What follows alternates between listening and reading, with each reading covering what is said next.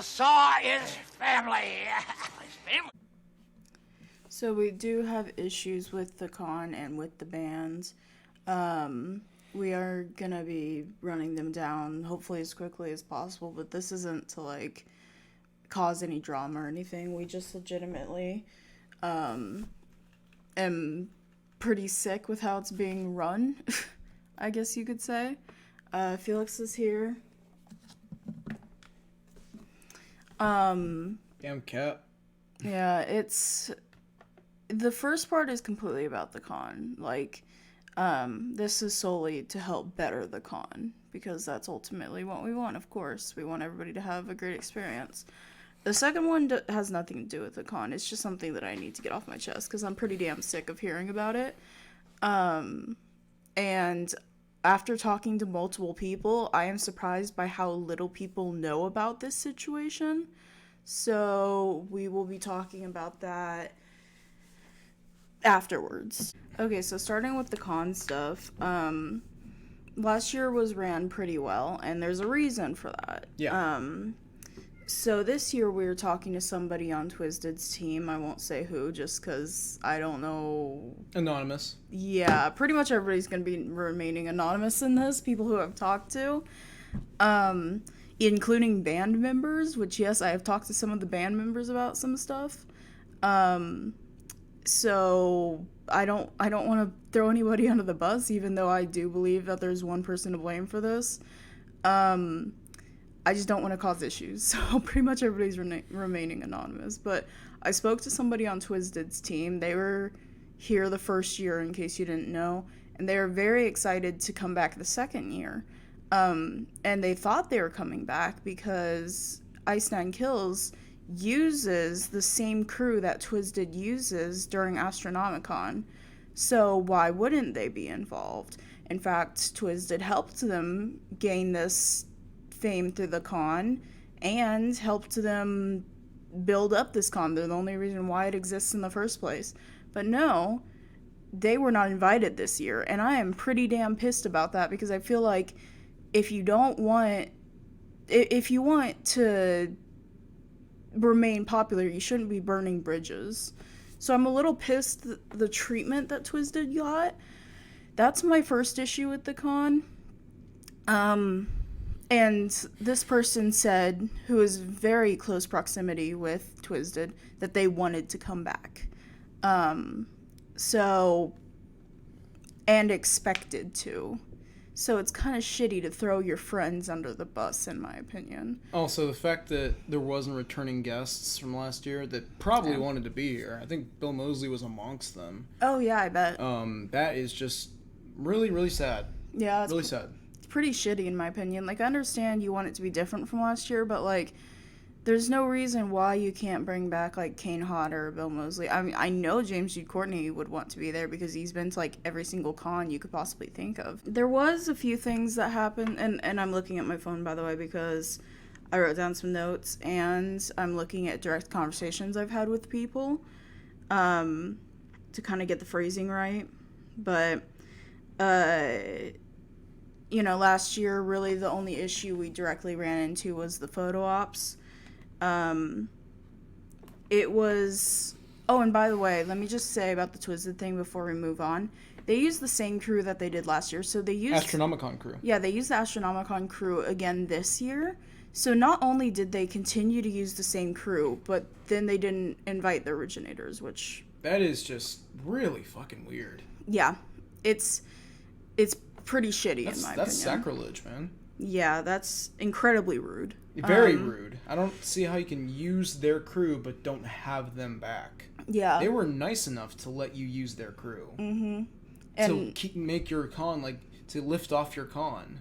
And if I were them, I wouldn't offer up my crew again. Yeah.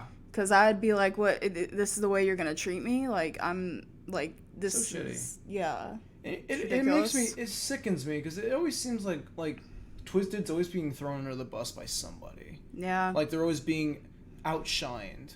So, that was shitty. And then, last year we did have an issue with the photo ops. I don't know if they did this year, because we had a perfectly fine time with the photo ops. We did. But I still want to point it out. So last year he had a Kane Hodder photo op, and I know I am holding him back. Yeah, because he just cut the recording. That's why there was a weird cut just now. Yeah, I got popcorn in my teeth, bro. So he had a Kane Hodder photo op, and I know it's Dale. They did. I will say that they said that it is subject to change, but I mean that's just a precaution, right?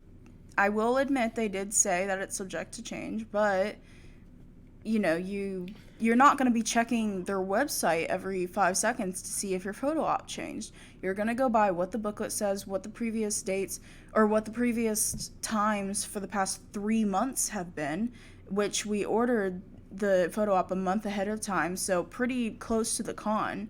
No, and it wasn't just a Kane Hodder photo op. It was a photo op of him in his Takes Manhattan outfit. Yeah. And not only did they not make an announcement or at least have word of mouth that it changed, they just didn't tell anybody. I'm sure it was on the website, but we didn't see it because who is going to go check the website every half hour? It's ridiculous how they ran that, and you will see that lack of communication, not specifically with the photo ops, but the lack of communication in the entire con in general. is still pending here. Yes. It's still very much here. Yes. And I hate it. We hate it. Yeah. We hate the lack of communication. Because at least with Frightmare, they have an app telling you, like, everything that's happening when. You can even mark your times down for, like, when you want to be reminded that's about to happen. Like, if it's 30 minutes before, 15 minutes before. They have that for Frightmare. And let me just say, they do have an app. And they do. Oh, that's right. The Psychos Only app. It keeps crashing, though. Yeah, and they do have a section where if you go to the cons, you are added to a specific, like, list, I guess you could say. And so you could talk with other con goers. So why don't they put announcements on there and use the app as if it's a Frightmare app? I just don't understand the absolute lack of communication, which is amped up by 100 this year. It's insanity. Basically, the main issues I have... Astronomicon crew will take care of it. Yeah, that's probably what happened. They'll pull their miracles. But, so, basically, I think it was Tom Savini first. An hour before the con started, they announced that Tom Savini wasn't going to be there. And that sucked, but still. You know. That sucks. But can you give us a reason why he's canceled? All they said was Tom Savini, all they said was they had a picture. Okay, here's what they did. They went to their Instagram, the Ice Nine Kills Instagram. I don't even think they went to the Silver Screen Con Instagram. And the Ice Nine Kills Instagram, let me just say, they probably posted 100 stories that day. Mm-hmm. So this was mixed in with 100 stories. You're telling me that every single concert goer or convention goer is gonna be checking your Instagram constantly? I can guarantee there's at least a little bit of people who don't even follow their Instagram.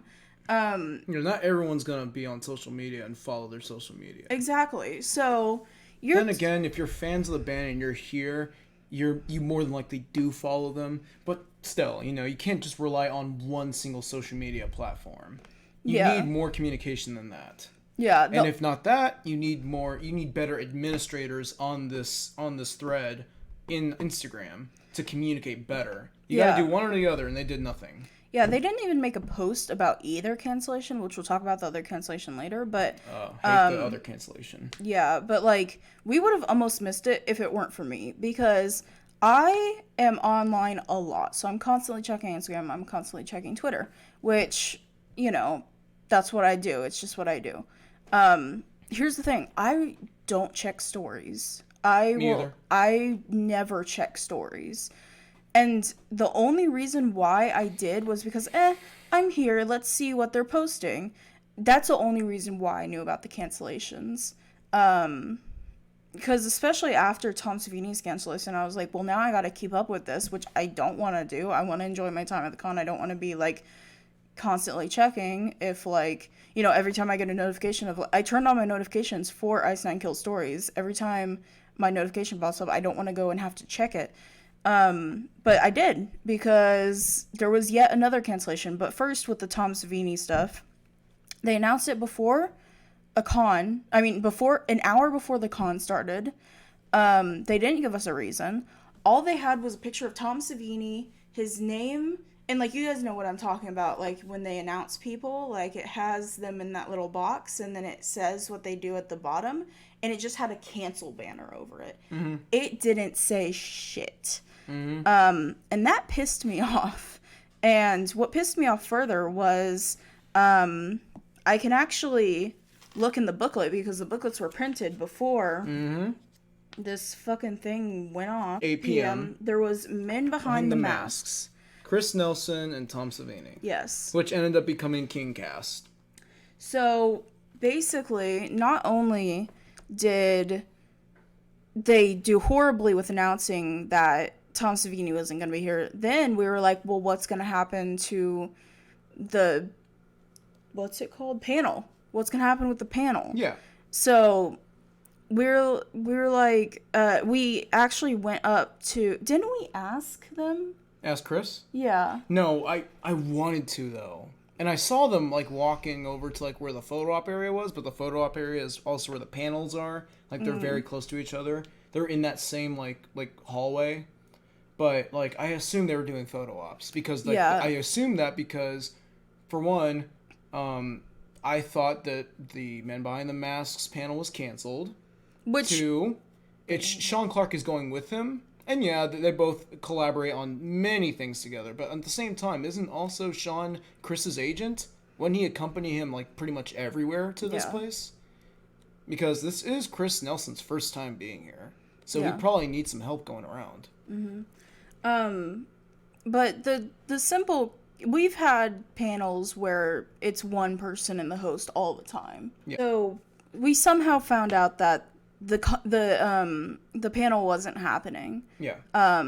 Which I think is incredibly disrespectful, because Chris Nelson the dude is a legend himself. He has enough talent to fill up a one panel on his own. Yeah, he does. And you know what? If you really think he can't, get Sean Clark up in there, which is what they did. But they didn't communicate that. They didn't communicate it. So they mixed it with King Cast. They put King's Cast, which was at 5 to 6 p.m. Which should have been the first one, right? So why wasn't the first one there? Because we weren't there at 5 or 6. So, like, maybe there was 2 King's Casts. I don't think so. I don't know what happened there. So they were already fucked up on the panels, but... First day, by the way.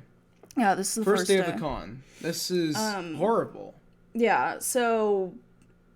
Then they replaced King's Cast with that, and we found this out because we went to go, like, get in the room for the Skeet Ulrich panel, and we noticed Sean. We get there early, and we notice we both go by, and then I see Sean and Chris next to King Cast on stage, and I'm like, really? He was fucking pissed. I was furious. Yeah, and that's just simply because of Ice Nine Kills and the crew's absolute lack of communication, which we knew about from the first year. So they're also, already... I have a quick thing to say, or like a quick question to ask all of you. Guys, if you know what panel was happening when King Cast was supposed to happen from 5 till 6, or if anything was happening, tell us, because it makes no sense at all if anything was happening there. Because Assault and Batteries did happen at 6 to 7. Yeah, he was there. So, what happened from 5 to 6, and why was King Cast happening at 7 to 8? It makes literally no sense. Yeah, it makes absolutely no sense. Unless we have no conception of time and something did happen there, or, like, Tom Savini was there. I don't think he ever made it to the con, honestly. Yeah. Right? He didn't. No, he didn't. So what the fuck happened there? Can you guys please tell us in the comments? Please. Yeah. We would much appreciate that. Yeah, but then around, like, during all this was happening, about 2 hours into the con, they announced that Tom Atkins wasn't going to be there. So this was completely unprofessional, in my opinion, because everyone's favorite womanizing doctor from Halloween 3, other than maybe Oppenheimer from Oppenheimer. He honestly, he was probably going to the con for Tom Atkins. I was going for Tom Atkins and Chris Nelson, because they rarely... Okay, that's not true. Chris rarely pops up at conventions, and Tom Atkins, well, Dude's 87 years old. Yeah. I want to catch him before he passes away. Yeah. And my chance was missed here because he canceled for reasons that I still don't know.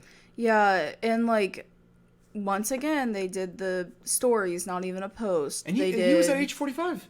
Yeah, Tom Atkins was at age 45. They just put canceled over it, and like, so we were like, is he okay? Because we know he's like older. You know he's a bit on the old side, the elderly side. Yeah, so like we were like, is he okay? And then we saw him at age 45, and we're like, oh, okay, he seems like fine. What happened here? Yeah. So that was. We still don't know. Yeah, we still don't know what happened. So that was incredibly disappointing. Yes. And what's even more disappointing in that same realm is he had a photo op for The Halloween trio. the Halloween trio. Tommy Lee Wallace, Dick Warlock, and Tom Atkins, all of who were in Halloween 3 or had a collaboration within making Halloween 3. Tommy Lee Wallace is the director of that movie. I think he wrote it. It was a story that was already existent, but he made it into like a different story. That doesn't really matter here, though. Dick Warlock played one of the androids and probably was the stunt coordinator on that movie. And spoilers, there's robots. And my bad. And Tom Atkins was the main protagonist, Dr. Dan Chalice. Yes. So we were like, well, what's going to happen with the photo op? Yeah. And not only did they not offer an exchange or a return, a trade-in, anything Or like a discount. They didn't offer a discount at all. So he paid $150 for 2 people. They did not change the photo op at all. They took out a completely bogus price.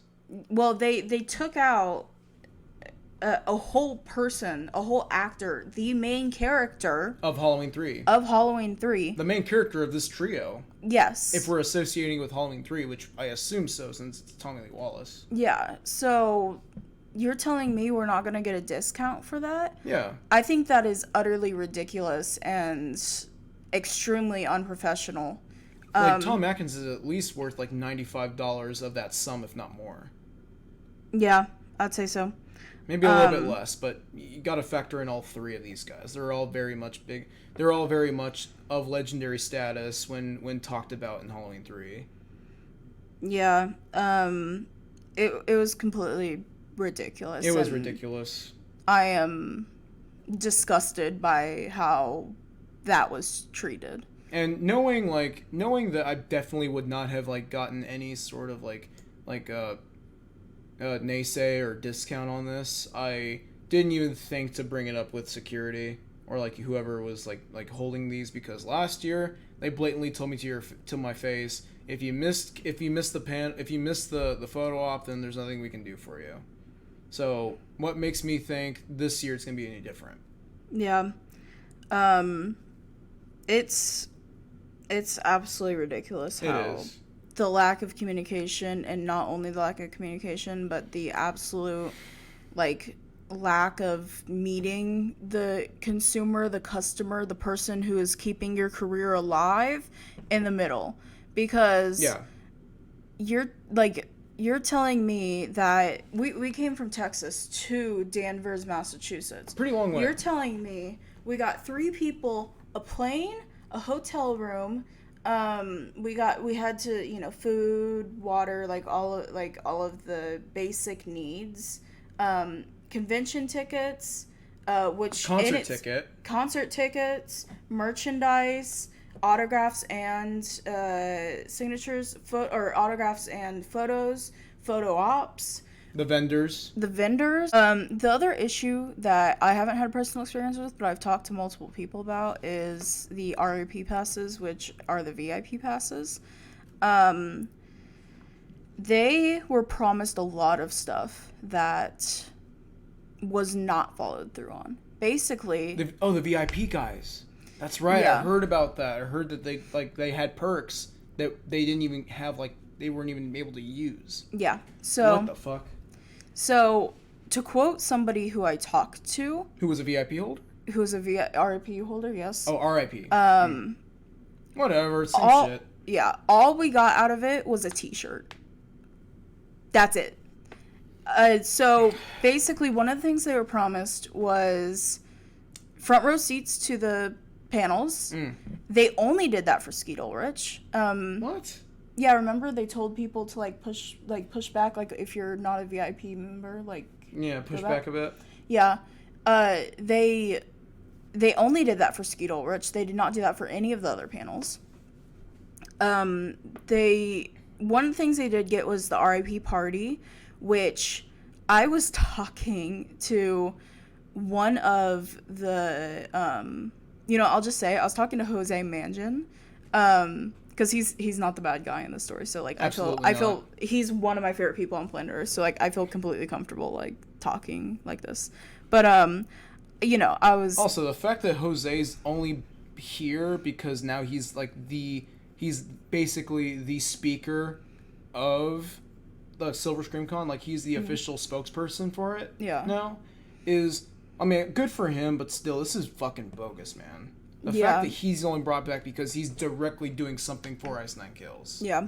That's pretty so fucking stupid. Yeah, they're almost using him, which sucks. Which, I don't know, the whole thing's fucking ridiculous. But, I was talking with him and getting pictures because he didn't have a booth this year. He's strictly behind the scenes this year, which I also thought was ridiculous. I asked him, do you have a booth? Because I'd love to get, an autograph or something. Because I didn't last year.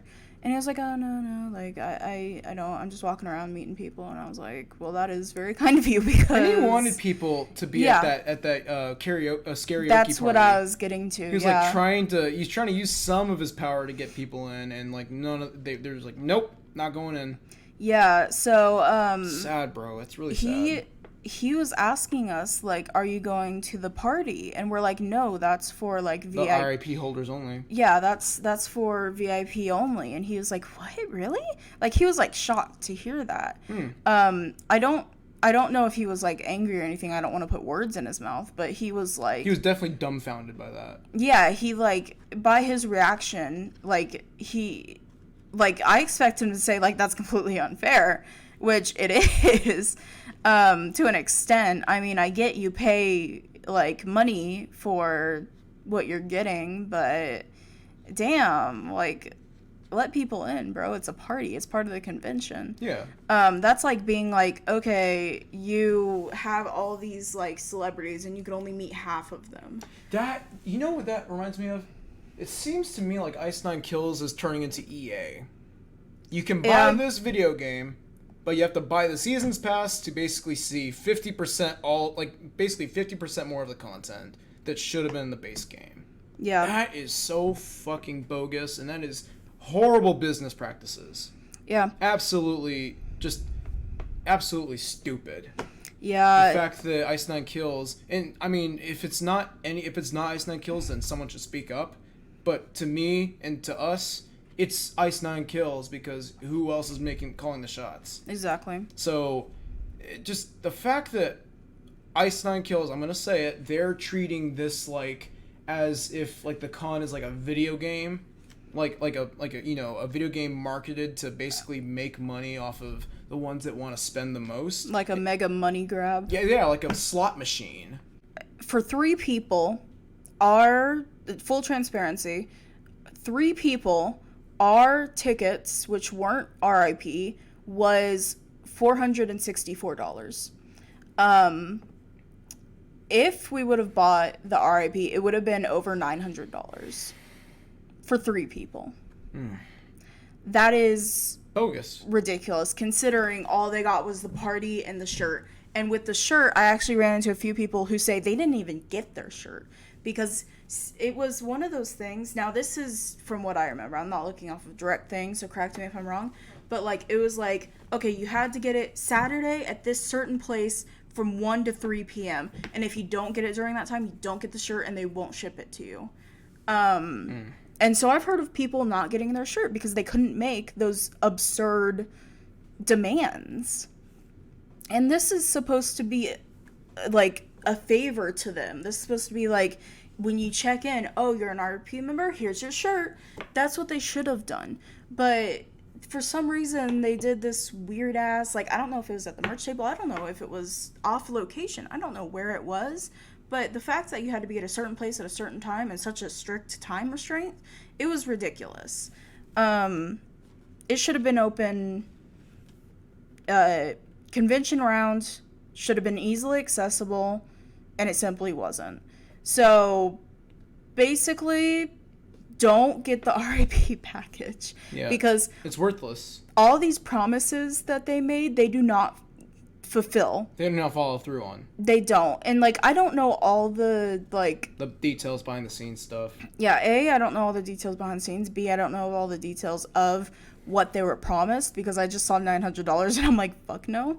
But, like, there were, from talking to RIP members, they were promised a lot. And got very little of it. Yes. If not anything. Yeah. So and then also there's issues with, like, I know I've talked up the crew members, but I did see some issues of, like, crew members yelling at, like, I saw a crew member yelling at a customer. You did? Yes. When we were, I was walking around on my own, and I saw somebody asking about the concert, and the guy was yelling at him, like, the crew member was yelling at him, like, it's been sold out for months, and, like, there's no way you could get in, which we'll get to that later, because that statement's ironic, but he was like, it's fine to be like, oh, sorry, you missed the time frame, like, it has been, like, sold out, but, like, this guy was like, are you fucking stupid for missing the time frame? And, like, he was yelling, like, it was insanity. And honestly, this is bold of me to say, but I didn't see this, and I think a lot of people didn't see that. I mean, it was a very small thing that happened. He might have just been having a bad day. I don't know. But still, if you're staff, you got to keep a lid on it. Yes. I've worked many jobs, retail and food, where you have to be good. You have to, like, keep things under control, especially if like personal shit's happening to you, because if you don't, a lot of people that you may or may not lash out at will probably not ever come back. Yes. And that has probably happened to a good majority of people that came here. Yeah. Especially even those that don't want to talk about it. And they have every right not to talk about it. They probably feel horrible about it. And, like, you were there for this one. I don't know if this is just me overreacting, but do you remember there was this guy who we took a picture for him, and he got behind the rope. Very clearly, you know, you're not supposed to, but I was just like, whatever, who gives a fuck? I'll be right back. I kind of want your opinion on this. What's the opinion? So basically, of course, crew member came by, and, you know, you can't go back there, but how he said it, I thought was very rude and uncalled for. He said, like, tell me, what do you think this rope is for? As if he was, like, calling the guy, like, fucking stupid. Like he was gonna, like, chew him out or something. Yeah, like, Did he chew him out?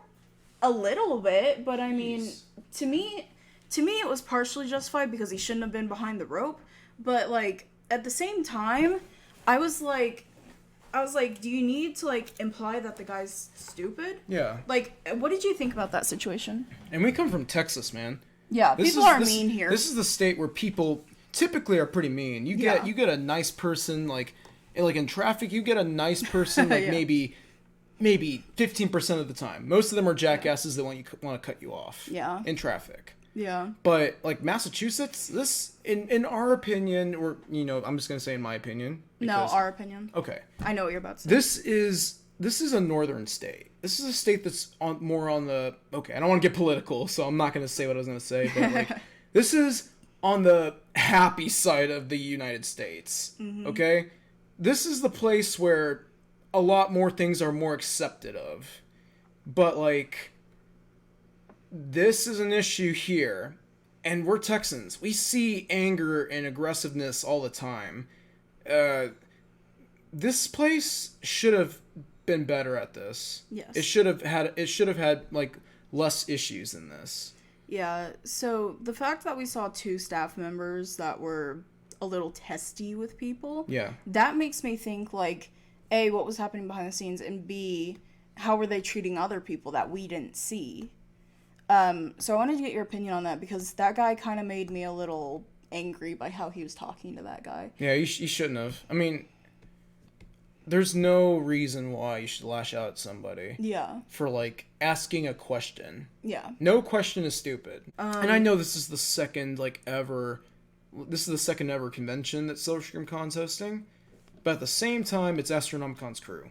And they've been doing this for years now, probably. I think about 8 years. 8 or 9 years, if I remember correctly.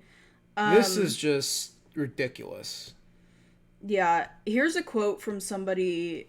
How I got involved with talking to people was I saw a post critiquing some of the things about Silver Scream Con 2, and I replied with my own experiences very briefly, and multiple people DM'd me for more information on it. Here's a quote from this post. What's the point of paying extra money both to become an annual premium and RAP passes if someone who paid $30 to get a Saturday pass can do the same shit? A critique that some people had was how the lines, specifically in the other room where it had Tony Todd, Skeet Ulrich, and Spencer, how those lines were done. You were waiting an hour plus to see these people. And, you know, you had to miss panels, you had to miss parts of the con. It really did suck. And then at one point it got too much to where they started handing out sticky notes. And so if, the line's, shorter to the end of the night, you get a sticky note and then nobody else can join the line, which I think is, if it's to the point where the con's about to close, that makes sense. But, for example, Saturday night, I went to get in Tony Todd's line and I didn't have a sticky note, so they turned me away. They didn't turn other people away. Tony Todd was there meeting people until 9:30, and more people just joining the line with that sticky note, but I got turned away for some reason. It's stuff like that a lot of people had issues with, so it very obviously didn't just happen to me. I didn't end up getting to meet Tony at all, which was a disappointment, but, it was just, again, poor communication. I didn't even know how to get a sticky note. I tried to get a sticky note Sunday, and they said, oh, we're not doing those anymore, and I'm like, what are you talking about? What communication? This was this con's biggest issue. Yeah. Communication, and, well, yeah, just mostly communication. I'm trying to think of other problems that this con had, because, overall, I'm trying to separate my own bias from the actual bias of this, con, and it's a little difficult, but... Yeah, another thing that people said Go on, Lane. Is if you were RIP, there should have been a separate line to where you were priority in those long lines where you're waiting an hour plus. The RIP members had to wait in the same exact line that the weekend pass holders did. And here's something else that somebody said. What's the whole point of buying that RIP pass? Yeah. Here's a quote from somebody else that someone said. It is unfair. We paid a lot for the perks, and if they aren't being met, what's the point of RIP? Might as well just get the simple weekend pass. Plus, and then they went on and said that they still had to wait in the lines for that. But here's another issue. There was apparently a contest going, not a costume contest. We knew about the costume contest, but there was a separate giveaway contest going on during the con. I didn't know that. I didn't know that either. The only reason why I knew that is because there was some issue about it. They didn't announce it properly. Somebody won, but they just didn't fucking say that somebody won. And so it just kept going, and people kept entering.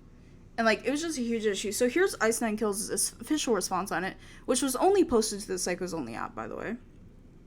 We were notified... Oh, it says Silver Scream Con 23. We were notified our Murder Me Spencer winner at the con and failed to make the announcement here on the app. We apologize for making that mistake. Yeah. They said, we apologize for making that mistake. Like, that is specifically what they said. However, we are disheartened to see some users bully and make crude remarks towards the winner, which I haven't seen, by the way, but I don't doubt that happened because people suck. But yeah, Ice Nine Kills, I'm sorry, but they're the last bunch of people to talk about bullying and harassment. Yeah. Thinking about, like, who's Spencer's best friend now. Yeah. Yeah, so... I don't know, man. It sounds like you're talking out of your ass there. Yeah, and then they go on to say, like, you know, treat each other with respect and all that, which, you know, obviously I agree with. You shouldn't bully somebody for winning it. But yeah, absolutely. The whole reason why people were upset was because they miscommunicated the winner, and they didn't announce a winner properly. Nobody knew that this person won until they announced it, like, here. And so it was like... This is just complete... This is completely Ice Nine Kills doing. They should have announced this. Here's somebody's response. You could have done it in the panel room. Absolutely. There was nothing going on at the time. You could have announced it. What time was this? The time that Ice Nine Kills posted this apology was Monday about noonish. Because this was... That wasn't any time of the weekend. I know, this was afterwards. Oh, well, okay. Yeah. Jesus Christ. So this is just somebody, like, saying their critiques, like, saying, like, you know, I knew I didn't have a chance to win this, and, like, you know, sorry to the person, like, that you were ridiculed for winning, but, they said, but to Inc., you guys screwed this one up, in my opinion. You can't have a contest and not have some sort of public showing of how you picked the winner, especially with the prizes Amazing Us. Again, I don't know what the prize is. Nobody's mentioned it. Yeah. Because we didn't know that there was even a contest going on to begin with. We don't know what the qualifications were. We don't know anything about this. All we know is that Ice Nine Kills fucked up once again. Which leads me on to our next thing. The vinyls. So people ordered these $100 vinyls that were promised to be signed, and when they got them in the mail, they weren't signed. Holy fucking shit, this is way more than I thought I knew. I didn't tell him some of this stuff. So... I was still pissed off about the Chris Nelson thing not happening. Well, yeah. Not happening the way it should have happened and not being communicated. Point being, like, I did not know that so many people were being screwed over at this con. Yeah, so here's somebody saying, like, I feel really bad to whoever bought the unsigned $100 special edition Silver Scream vinyl. I mean, it was a cool vinyl, but it wasn't signed by anyone. I paid less than that signed vinyl from the tour. Like, they spent less on the tour than they did on that vinyl. And they didn't even get the signed vinyl. And then, let me see if I have Ice Nine Kills response here. I actually found the response of Ice Nine Kills to the unsigned vinyls. So they said, and this is only on the app, by the way. They're clearly wanting to keep this very contained. They don't want it to get out to Twitter or anything. Psychos who purchased the limited edition Silver Scream Con vinyl. We apologize. There was so much confusion with our merch vendors, and the vinyls did not get signed as intended. Merch vendors? So they're blaming the merch vendors. What the fuck, man? The merch vendors? Okay, I'm gonna go say something now. Let me tell you something. Never mind. It's stupid. No, I am going to tell you. Listen. Merch vendors were probably the best part of this con. I agree. The merch vendors were just crazy good. They were amazing. They were very professional. All of them. Every single merch vendor. They were very much just...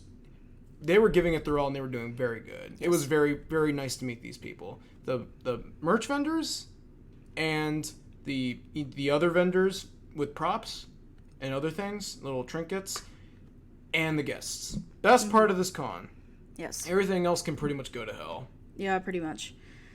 So they blamed the merch vendors, and then they said, we're working on a plan to get signed inserts out to everyone who bought a vinyl at the con.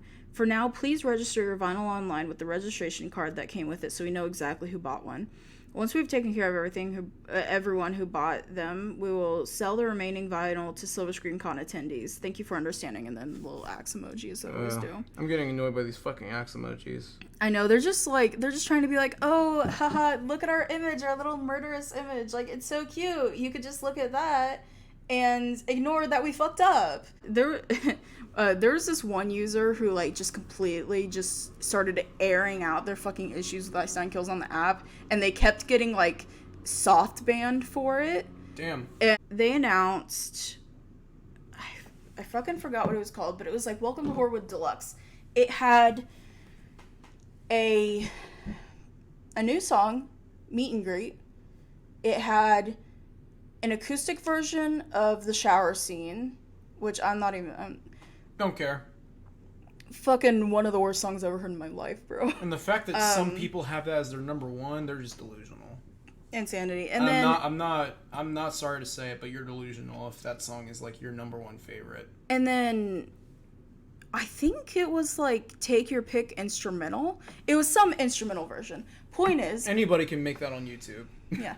The deluxe version of this included 3 new things. Not even 3 new songs, 3 new things. And they priced it. I don't know what they priced it, but it was an insane amount. It was $250 for like that Welcome to Horrorwood album, right? Like the extended or like whatever the fuck it's called, the ultimate edition. I think it was. I don't know what the fuck. Man, they're really pushing out the whole fucking like EA video game thing. Season pass, ultimate edition, more money. And here's... They said, I don't think they said this in quote, but they said something along the lines of... I have it here. Say it. I'm going to read out this whole statement. It's so for fucking you guys, stupid, because guys. it is insanity. Yeah. A few things clear up about Deluxe. This is obviously a blatant cash grab. We haven't been on the road for 2 years straight trying to put on the best shows we possibly can for our true psychos. We haven't been spending hundreds of thousands of dollars of our own money on each video to make Hollywood-level productions with a cinematic storyline that costs additional hundreds of more dollars to Spending make. hundreds of thousands of dollars. Yes. This is due to the fact of that... our own money on each video Yes. to make Hollywood-level productions with a cinematic story. I was here. Oh, you were? Yeah.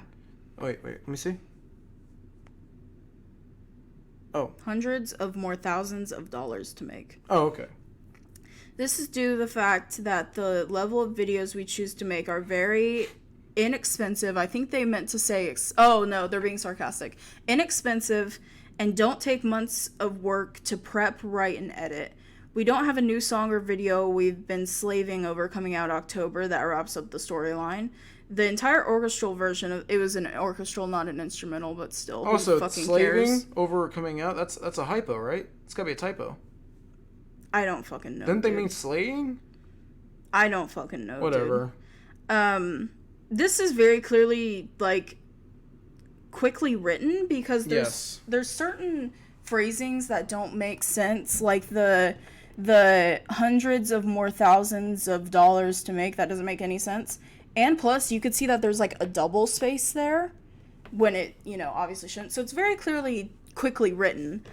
But this is the kind of message you write out. This is the kind of message that people write out, or people with low self-esteem write out when their partners, if you can call them partners, when their partners threaten to leave them or Pretty say much. they're going to leave them. They Pretty write much. out a stupid little hissy fit like this. Yeah. So here's to try and get some attention. Yeah, here's the rest of it. The entire orchestral version of the album is not one of the coolest things you'll ever hear as an Ink fan, and will not provide an entirely new take on the songs you've come to love. We haven't been writing books, graphic novels, and building other content to entertain our psychos that we love. And finally, this is not a free country. This part is what gets me. Not a free country. This is insanity. Did Ronnie Radke write this? I know, right? My lord. If you are not interested in purchasing the deluxe, too bad. If you don't, you'll be imprisoned at Guantanamo Bay. Why does this sound like a fucking Ronnie Radke quote? Hope this clears things up with the axe emoji. Yo, what? Hey, yo, what the fuck? Okay, let me just say, nobody questioned if you were hardworking or not. That was never in the question. Wait, they said hardworking? No, they put out all of the individual things that they've been doing, that they spent money and they worked hard on these music weren't videos. being questioned if they were hardworking. Most people believe they're hardworking. And Yeah. I think they are, but You like, were simply questioned because this is like they said at the beginning, this is a blatant cash grab, because it is. There's one more main issue which I haven't told you about yet. what's up? It has to do with the concert. Oh, no. Oh, yeah, by the way, in my opinion, guys, and this is just my opinion, the concert wasn't worth it. No. Not for the songs they played. No. They didn't play enough songs that they don't play usually, and they said they were changing up the set list. They didn't. I'm not as invested as Lane is, so I can't say, They- if this was a new change-up. They added 2 new songs. Me, Myself, and Hyde and Merry Xmas. And, they play a lot of Every Trick in the Book songs every now and then at concerts. They play it more often than they play, other songs, other songs that are in Silver Scream 1. I've got a few people talking about an incident that happened at the con. This person specifically, I have not talked to them. I only saw their post and screenshot it. So if they want me to take this part out of the video, I will. Just DM me. But I thought that this was very interesting. I'm going to read it word for word. It's a long one. So stick in here with us. Let's do this. My family got to the concert around 1:30, and we counted about 17 people in front of us. By the time the doors opened, there was nearly 30 people ahead of us. We even asked people to go to the back, and they just said that they were there first, and there wasn't much we could do without any staff present. So first mistake number 1, there wasn't any staff present at the concert until they started letting people in. Let's see, let me find my place. I don't know what happened with the concert lines. One person said that the venue was supposed to control the lines, and others said the con staff would figure it out after they arrived. I do not blame the staff. It seems like their communication was from the higher ups. Anyways, several people showed up 10 minutes before the doors opened, ended up in front while the rest of us were drenched from waiting outside for hours in the pouring rain. Hey, better than Heat, like it was in Frightmare. Remember that long ass slide we had to stay in? And I was in full Michael Myers cosplay. The heat was bad. I was sweating my fucking nagas off, dude. Yeah, the heat was really bad. And there were many people who cut in line last minute last year too. In both years, there have been 1 or 2 people who wait outside the last possible second and then stroll right in front and get in. Why? When supposedly we RIP plus annual have to pay the same amount of money to be here.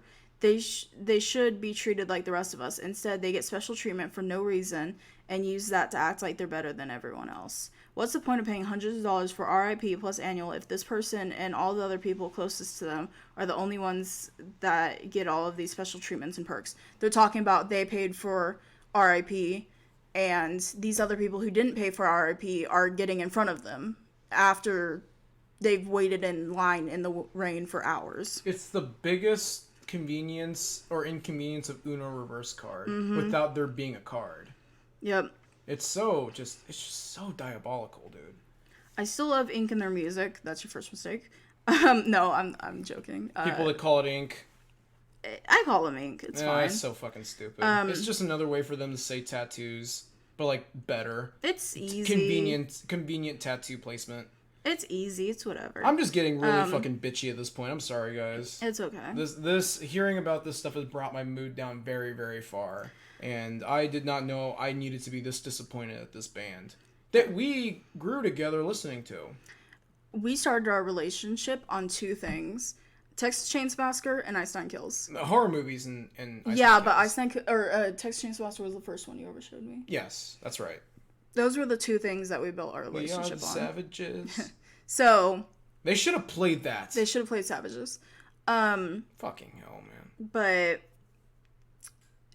so us more than anything don't want this stuff to be true. We want Ice Nine Kills to be our pure little perfect little guys, but they're not.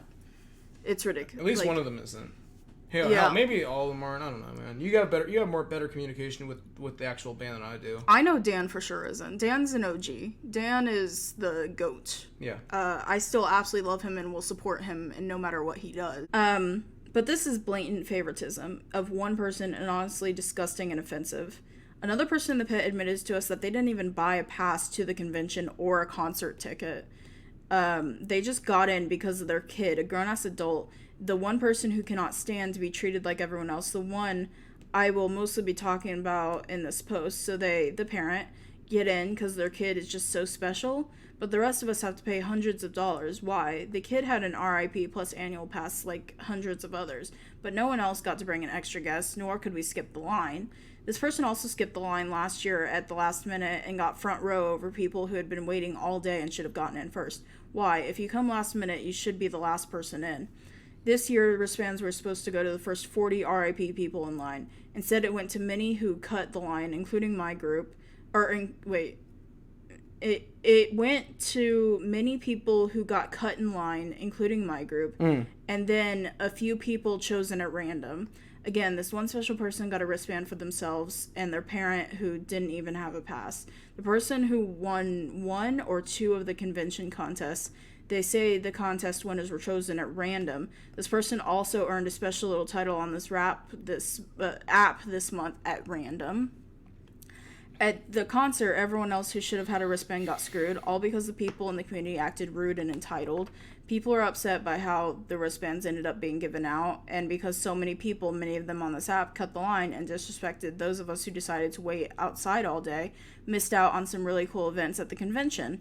And us, I'm talking as if I'm the person who made this post, missed out on stuff at the convention, not the people who cut in line.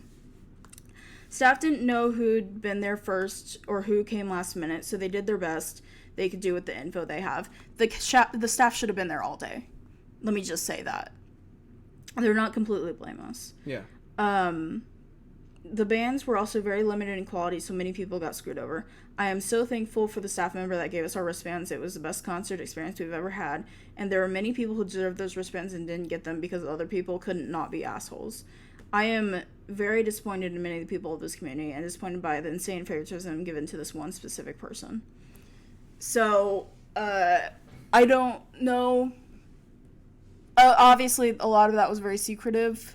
I don't know who that person is, and even if I did, I don't think I would say, because I don't want to cause issues. Yeah. I just want to provide our thoughts and critiques on what happened this year that shouldn't have. And I don't know about you, but this is gonna be my last critique on Ice Nine Kills, because after this podcast, I think I can go ahead and say that I'm done with them. I'm done talking about them. I'm done discussing them.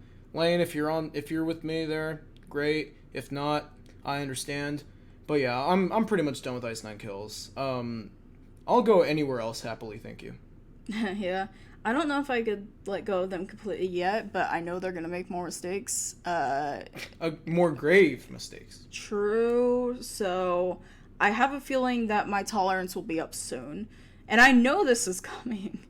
Yeah. But, you know, here's somebody else's experience with the line. Today has really changed my views of You're in fan denial.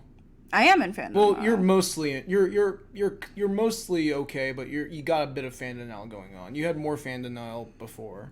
Yeah. So today has really changed my views of Silver Scream Con and the Ink fandom in general. Being in the RIP line for 4 hours, soaking wet and cold from being exposed to a thunderstorm, and seeing people cut in line last minute and the wristbands being given away to random instead of the original plan, plus being put in the reserved. Am I saying that right? The reserved section. Reserved section. You're right. As a mistake, and being in several rows, being people that were behind me in line. Blatant favoritism is so frequent that I'm in groups of 10 plus people talking about how certain people always get the special perks.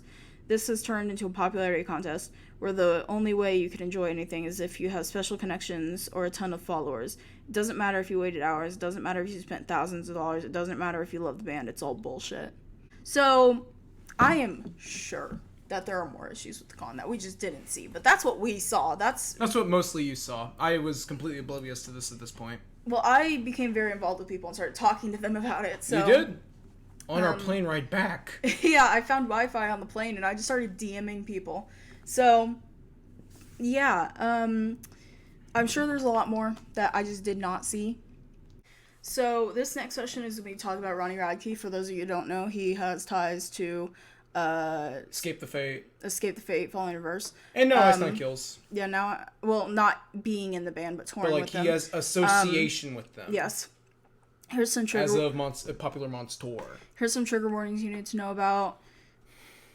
Murder / aggravated assault / sexual assault. Sexual assault. The R word. Yes, a lot of stuff like that. Allegations. Transphobia, homophobia, sexism, racism. Oh, that's Okay. the last person I want to fucking talk about, but okay. Let's do it. So, when I was talking to people, I was thoroughly surprised by how little people knew about this situation. Oh yeah, I saw some of the DMs you sent. Yeah. There's a lot of fucking people that are surprised. It's not like Scottish person. There's a lot of fucking people that are surprised. Yes. That I wasn't expecting to be surprised. So. Let's do this. Let me go to... Okay. This is me talking about it verbatim. So a few months ago, they went on the Popular Monster Tour, which is fucking stupid, by the way. Yeah, stupid fucking name, man. With Falling in Reverse, It's like something that would be in The Boys, like attributed to Homelander. That'd be a convention you'd have. Yeah. Like a Homelander convention. So like that's just so fucking dumb. Yeah. Popular Monster Tour with Falling in Reverse, aka Ronnie Radke. The reason Radke got kicked out of his own band is on May 6, 2006, then 22-year-old Radke met with Marcel Colquitt near Shadow Ridge High School at the north end of Decatur Boulevard. Decatur Boulevard at approximately 12:30 p.m. to fight. Each man brought additional men to support them in the fight. During the fight, 22-year-old Chase Rader, a man who had accompanied Radke, shot 18-year-old Michael Allen Cook, killing him, as well as wounding another man, Colquitt's brother. Radar was arrested for and charged with murder, but the district attorney declined to prosecute him despite his confession, as it was determined Radar acted in self-defense. Radke pleaded guilty to battery with substantial bodily harm, to owning and bringing brass knuckles to the brawl. Illegal in Nevada. And subsequently was placed on probation for 5 years and was ordered to pay $92,372 in restitution to Ceta Freeman, the mother of Cook. After Radke violated the terms of his probation, he was sent to serve 2.5 years in prison. Of course he violated the terms of his probation. Yeah, and then it just says that because of this, Escape the Fate fired Radke. So I know he didn't murder somebody, but he had the intent to. Yeah. So that's why I consider that he murdered somebody, even though in the court of law he may have not. And there's, of course, like, people can change. He hasn't. He hasn't. Just look at his fucking Twitter and fucking Instagram posts.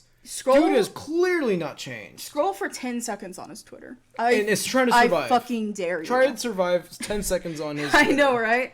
Let me know how that goes. Yeah, so... It might actually just be worse than people who are still fans of Ghost looking at their little forums. Yeah. After he got out of jail, he got arrested for domestic abuse and battery from a few of his ex-girlfriends. Again, I have... On May 1st, 2012, Radke was accused of striking his then-girlfriend Sally Watts and then subsequently arrested in Glendale, California on August 6, 2012. After he failed to make an appearance at his scheduled court hearings, he was officially charged with a misdemeanor count of corporal energy and misdemeanor fault imprisonment by the Los Angeles County Sheriff's Department. He was released on a $30,000 bail on May 14th, 2014. He pleaded no contest to disturbance of the peace. This is some fucking Ezra Miller shit, dude. Here's another one.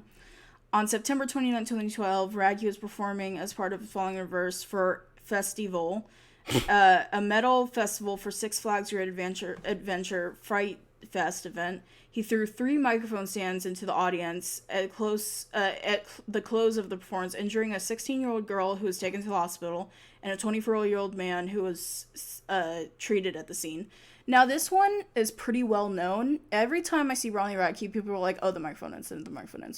And most people who I talked to, they said all I knew about was the microphone incident. I didn't know anything else about that. So this is the one that most people know about.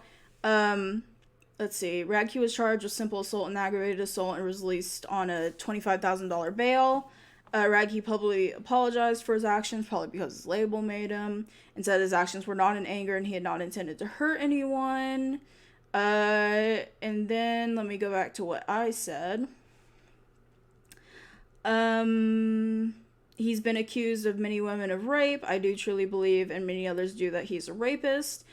Let me go back to his defamation lawsuit. Rape allegation and defamation lawsuit. Allegation. There's multiple. This is the only one that pressed charges, though. On June 10th, 2015, it was reported that Radke had been publicly accused of sexual assault by a 25-year-old woman. The accuser alleged that Radke, with his bus driver present, had sexually assaulted her after following a Versus performance at Murray Theater. On June 3rd, 2015, although it was determined that Radke had contacted the woman, police found no evidence that Radke or his entourage had assaulted the woman as he claimed he did. And an eyewitness reported that she was visibly intoxicated upon exiting Radke's vehicle. Radke subsequently filed a lawsuit for defamation. I truly believe he raped her. So in addition to all the illegal stuff that we've talked about, he's also just a shitty person in general. Yeah. Very, as we mentioned earlier, very homophobic, transphobic, racist, sexist, all of that. I remember one time when he was pushing the agenda that, most crimes were committed by black people, and his evidence for this was he just uploaded a bunch of random black people's mugshots to his Twitter. I remember him getting into a fight with a gay guy and saying he was going to beat the AIDS out of him. Also, within the past month, he's gotten banned from TikTok because he kept threatening trans people and saying that trans people didn't exist, and that it was, I forgot what he said, but it was just, stupid, ignorant shit. Literally... And then, there was this whole thing where, he picked a fight with Chris Motionless from Motionless in White for some fucking reason. Yeah. I don't know what his and he keeps talking about it. I don't know what his more than likely because Chris is Chris. I have a feeling Chris actually gets under his skin. I don't think he likes that Motionless in White has gotten popular recently. Even though their last album has been utter shit. Yeah, let me real quick go and unblock Ronnie so I could look at his Twitter. Because I bet he's got some shit that he has been saying. Damn, you blocked Jacksepticeye? What did the man ever do to you? He talks too much. Well, I mean, yeah, just fucking mute him then, man. Don't fucking block him. Jeez. Oh, I didn't know you could mute him. I mean, whatever the fuck you do on Twitter, man. I don't use it. I can't find his account. I don't know if it got taken down or what. But I typed in Ronnie Radke, and the first thing that comes up is Ronnie Radke transphobic. So... But whenever you're done talking about this, I'm good to move on. Yeah, I don't have much time. Yeah, there's a lot of shit, and... The point is, I don't want to get into all this Ronnie Radke stuff. There's so much stuff he's done. I'm sure somebody can make a video out there on it. I'm not going to be that person. Yeah. But here's the interesting part of it. What? Someone I know DM'd somebody who's in the band in Ice Nine Kills. So here's when they were on tour with Ronnie Radke, following the Popular Monster. The band was acting very weird. Two of the band members had not posted anything during that time except for oh, I got this coffee, it's good, whatever, just normal stuff. If I hadn't been in such close relation with Ice Nine Kills, I wouldn't and following their band page and the other member that talked about that tour a lot, I wouldn't have known that they were on tour. And then one of them posted about Ronnie Radke once. And because of the backlash he got, he took the thing down. But someone who I know actually DM'd him during this time and said, I love the band, but, seeing on stage with Ronnie Radke, really sucks, and, stuff along those lines. Here's what he said. Hey, full disclosure, I saw that stuff that happened after I posted the story. I've been unfamiliar with his antics up until now, but personally I'm going to have to actually sit down and read all of it. From my personal experience, the guy has been so considerate to me and the people who work for Inc. So up until now, I've completely been separated from the dude. I've been on tour with him. I've been on tour from the internet. Okay, so he's been on... He typed this out quickly, obviously, but he's been on tour... He's been separated from the stuff that you see on the internet. I've never read what others post, but I just make content when using social media. I don't read other people's stuff. And then, that person responded, just thank you for your response. And he said, thanks for reaching out. And I know that, I follow him on Threads, and I know he made, a private post saying that he, like, apologized to, like, everybody who DM'd him, like, personally. Oh, yeah. Here it is. The fact that he called it internet antics makes me believe that he truly does not know what the extent of this is. He has actually been involved in illegal stuff. So... Who are we talking? Ronnie Radke has been involved in illegal stuff. Yeah, no shit. So, the fact that he called it internet antics makes me think that he has no idea about that. As he said, he has no idea about that stuff. So, that makes me think, my personal theory is that there is one person orchestrating this shit. I'm not going to say who, but you could probably figure it out. There is one person orchestrating this shit, and all the rest of the band members are just going along with it. They either don't want to, or they feel horrible about it and they just want to separate themselves from it as much as possible, which is what I got from this message from this certain band member. So, you know, I will say, I think it's very convenient that their longtime touring member, which was a replacement for Dan, left right before this tour started. Kelly, right? Chris Kelly. He left right before this tour started when he stayed with them for, like, the few years that Dan has been out of the band. I think it's very convenient that he left during this time. I think he just got fed up. But, yeah, that's pretty much my issue with the Ronnie Radke situation. I hate that this band is associating with him. This band I've loved for a very long time, and I've also been very familiar with Radke's actions for a very long time.